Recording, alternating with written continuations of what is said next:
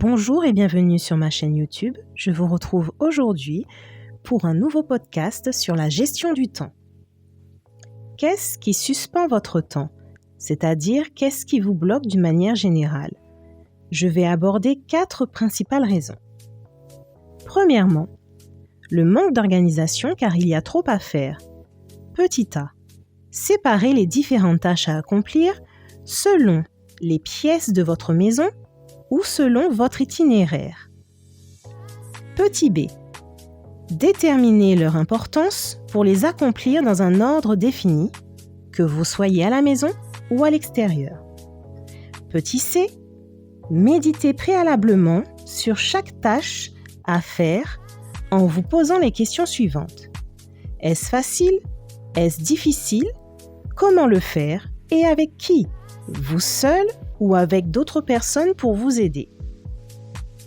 Deuxièmement, le fait de remettre au lendemain ce que vous avez à faire. Petit a, comprenez que vous avez tous les jours des choses à faire.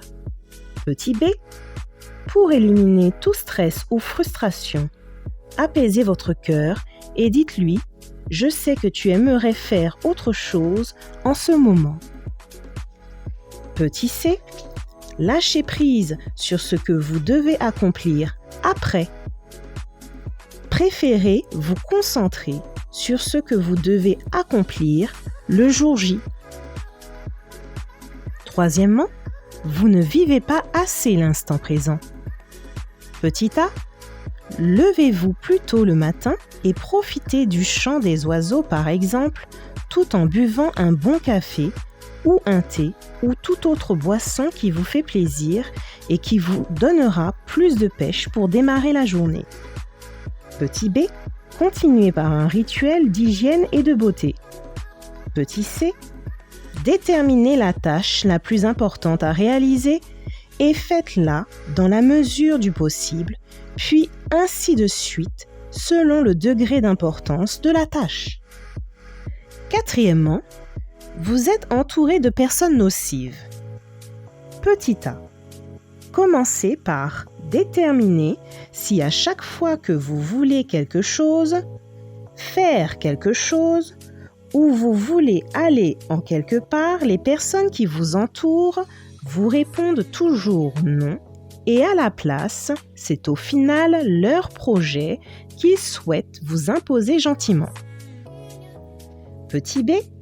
Si c'est le cas, éloignez-vous progressivement de ces personnes tout en vous rapprochant si possible des personnes vous trouvant importantes et laissez de côté les autres. Enfin, petit c, croyez que ce que vous voulez pour vous est la meilleure chose que vous puissiez vous apporter et pas forcément et systématiquement ce que veulent les autres pour vous. Ce que je veux dire, c'est que les autres ne savent pas toujours ce qui est bon pour vous. Faites aussi confiance à ce que vous ressentez. Au fur et à mesure de la journée, les tâches doivent diminuer en intensité. Ce mode d'organisation est valable pour toute personne ayant une activité professionnelle ou non. Cela n'est pas parfait, mais je vous assure que ça change tout. Je dis cela car il y a des personnes qui préfèrent se lever plus tard pour se coucher plus tard. À ce moment-là, l'organisation n'est pas la même et l'appréciation de la journée non plus.